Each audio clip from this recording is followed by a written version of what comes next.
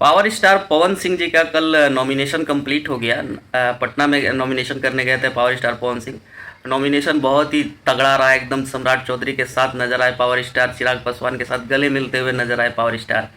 वहीं दूसरी तरफ देखें तो पावर स्टार नॉमिनेशन करने के बाद तुरंत वहां से गए सती कुंवारी जी का दर्शन किए, क्योंकि पावर स्टार जब भी कोई अच्छा काम करते हैं तो माँ सती कुंवारी जी का दर्शन करने जरूर जाते हैं, क्योंकि माँ सती कुंवारी का उन पर आशीर्वाद हमेशा रहता है। क्योंकि हमेशा पहले भी अपने बहुत सारे देवी गीत में सती कुंवारी जी का जिक्र किए हैं।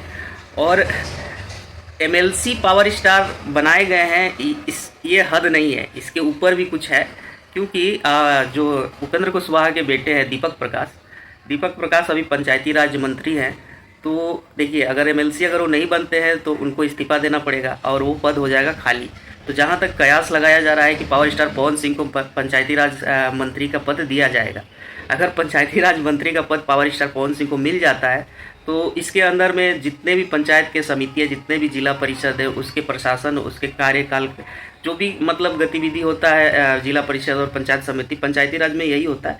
सारा चीज़ पावर स्टार पवन सिंह के देखरेख में ही होगा।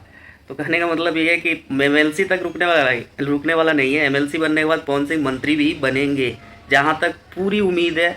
100% चांस है कि पावर स्टार मंत्री बनेंगे, क्योंकि दीपक प्रकाश का पोस्ट एकदम खाली हो जाएगा और उस जगह पर फिट एक ही आदमी बैठता है, वो है पावर स्टार पवन सिंह। बाकी आप लोग क्या राय, आप लोग अपना राय कमेंट बॉक्स में दीजिएगा। तब तक के लिए जय भोजपुरी, हर हर महादेव।